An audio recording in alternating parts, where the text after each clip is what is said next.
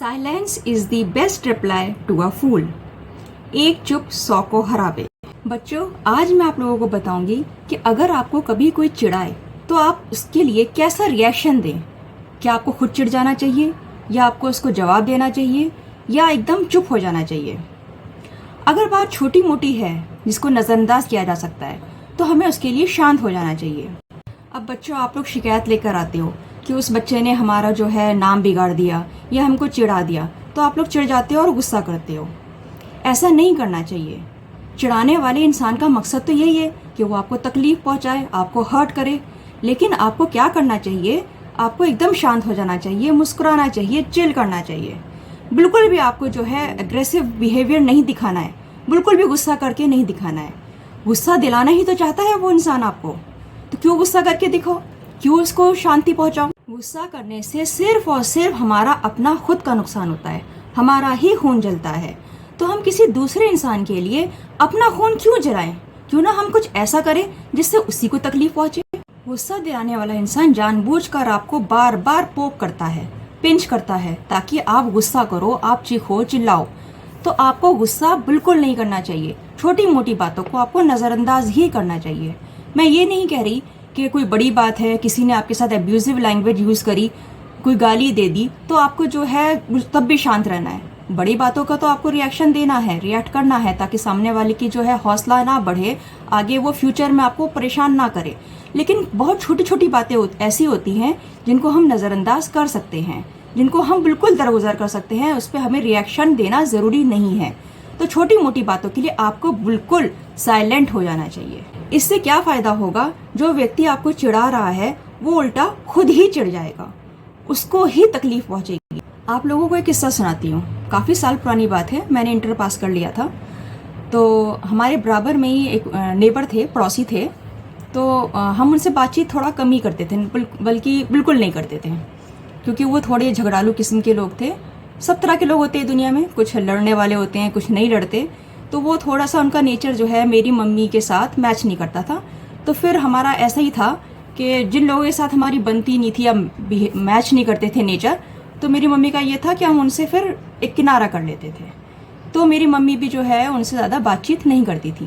अब जैसे मैंने आपको बताया कि जो झगड़ालू किस्म के लोग होते हैं वो कुछ ना कुछ ऐसा करते रहते हैं, सामने वाले को तकलीफ पहुंचाते हैं। उनको लगता है कि हम कुछ ऐसा करें ताकि सामने वाला लड़ाई करे, चिढ़ जाए। तो वो भी कुछ ना कुछ ऐसी ही हरकत करते ही रहते थे। तो पता है वो क्या करते थे, उनके घर में एक डॉगी था, उन्होंने डॉगी पाल रखा था। तो वो जो है रात के टाइम अपनी डॉगी को चेन में लेकर बाहर निकलते थे घुमाने के लिए, जैसे अक्सर लोग कुत्तों को घुमाते हैं। और वो क्या करते थे, हमारे गेट के सामने डॉगी को पॉटी कराते थे। अब ये तो बहुत गंदी बात है ना, कि अपने कुत्ते को आप किसी दूसरे घर के सामने आप पॉटी करवाओ। गंदी बात है ये तो बहुत। शुरू में तो हमको पता ही नहीं चलता था, क्योंकि हम सोचते थे कि ये कोई बाहर का कुत्ता है, वो कर देता है। एक दो बार तो हमने सोचा कि हमें पता ही नहीं था हमको कि ये कौन है, कौन कराता है। फिर क्या हुआ, एक दिन लाइट चली गई। तो पहले जो है जब लाइट चली जाती थी, इन्वर्टर वगैरह तो थे नहीं, गर्मी के टाइम होता था, तो सब लोग छत पे चले आते थे। तो मैं भी जो है छत पर चली गई। तो उन लोगों ने, पड़ोसियों ने ध्यान नहीं दिया, उनको रात के अंधेरे में दिखा नहीं कि हम लोग अपनी छत पर घूम रहे हैं। मैंने फिर जो है ध्यान से देखा, मतलब छुप कर देखा, कि वो लोग जो है अपने डॉगी को चेन में बांध रखी है, चेन अपने हाथ में पकड़ रखी है, और जानबूझकर हमारे गेट के सामने खड़ा कर दिया उन्होंने, और वो पॉटी कर रहा है। अब मुझे तो बहुत गुस्सा आया, भाई सामने सामने देख रहे हैं। उस टाइम पे जो है कैमरे वाले फ़ोन तो होते नहीं थे कि हम जो है झट से जो है अपना कैमरा ऑन किया, मोबाइल ऑन किया और कैमरे से फ़ोटो खींच ली। ऐसा तो होता नहीं था तब। मैंने जो है फटाफट जो है मम्मी पापा को बुलाया, और मैंने उनको भी कहा, मैंने कहा देखो ज़रा छुप कर देखो ये क्या कर रहे हैं। ये हैं वो लोग जो डेली जो है हमारे घर के सामने जो है डॉगी को पॉटी करवाते हैं। हम तो पहले यही सोच रहे थे कि बाहर का कुत्ता है, लेकिन जब हमने उनको रंगे हाथों देख लिया, पकड़ लिया, उसके बाद मैंने मम्मी से बोला कि मैंने मम्मी अब आपको जो है यहाँ पर बोलना चाहिए, अपना गुस्सा करना चाहिए। लेकिन मेरी मम्मी ने कहा कि बिल्कुल शांत हो जाओ, बिल्कुल ये सोचो हमने कुछ देखा ही नहीं है, हमें कुछ नहीं पता। मुझे बड़ा अजीब लगा कि भाई मैं अगर उनकी जगह होती तो शायद मुझे गुस्सा आ जाता और मैं रिएक्ट कर भी देती। फिर क्या हुआ, मुझे जो है टाइम का अंदाज़ा हो गया कि भाई ये लोग तो रात में करवाते हैं। मैं नेक्स्ट डे जो है फिर उसी टाइम पे जो है छत पे जाके खड़ी हो गई, मैं उजागर खड़ी हो गई ओपनली, कि अगर वो लोग मुझे देखेंगे तो शायद वो शर्मिंदा हो जाएं और वो अगले दिन ना कराएं। तो मैंने जो है जाके अपना मतलब उजागर तौर पे मैं खड़ी हो गई। लेकिन वो लोग तो भाई बहुत ही बेशरम टाइप के लोग थे, होते हैं सब तरह के लोग। उन्होंने भी जो है देख लिया कि मैं देख रही हूँ, और नेक्स्ट डे फिर उन्होंने वही हरकत शुरू कर दी। मतलब वो जानबूझ के चाह ही रहे थे कि हम जो हैं कुछ ऐसी बात करें ताकि फिर वो और लड़े झगड़ा करे। फिर मैंने आगे मम्मी को बताया, मैंने कहा मम्मी उन्होंने मुझे देख लिया, लेकिन ये तो देखने के बावजूद भी रेगुलर पॉटी करवा रहे हैं। पर मेरी मम्मी ने बोला कि इन्हें कराने दो, कब तक कराएंगे, 1 दिन 2 दिन 10 दिन कराने दो, ये अपने आप ही कराते कराते थक जाएंगे, बस तुमको जो है रिएक्ट नहीं करना, ये खुद ही शर्मिंदा हो जाएंगे, इन्हें खुद शर्म आने लगेगी। बड़ी अजीब पॉलिसी थी मेरी मम्मी की। वही silence is the best reply to a fool, यानी एकदम शांत हो जाओ, एकदम शांति से आप सामने वाले को जवाब दो। 15-20 दिन तक ये सिलसिला लगातार चलता ही रहा। वो पॉटी करवाते थे, मेरी मम्मी ने घर में मिट्टी रख रखी थी, वो मिट्टी से डाल के उसको कवर कर देती थी ताकि गंदगी दिखाई ना दे। बुरा लगता है ना, गेट के बाहर निकलो तो सामने नज़ारा गंदा हो तो ख़राब लगता है। तो उनका यही काम हो गया, तुम कराओ और हम मिट्टी डालते रहे।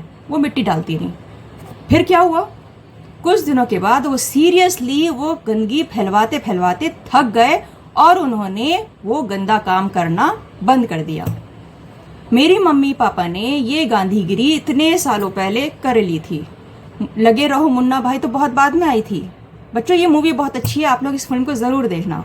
लगे रहो मुन्ना भाई में क्या था, संजय दत्त जो है गांधीगिरी से लोगों की प्रॉब्लम सॉल्व करता था। संजय दत्त एक कैरेक्टर था उस फिल्म में।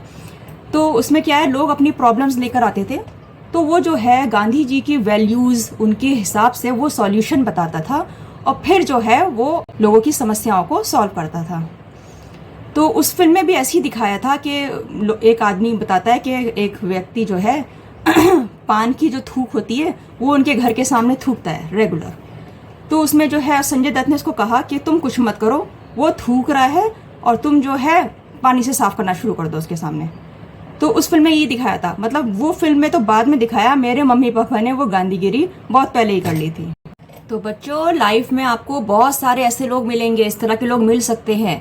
तो आपको बिल्कुल भी जो है चिढ़ना नहीं है, बल्कि सामने वाले को चिढ़ा देना है। आप कुछ साइलेंट रहो, बेकार की बातों पे, छोटी छोटी बातों पे बिल्कुल भी रिएक्ट मत करो, ठीक है। लाइफ है, एंजॉय करो, मजे लो। लाइफ में हमेशा पॉजिटिव रहो और लोगों के साथ खुशियां बांटो।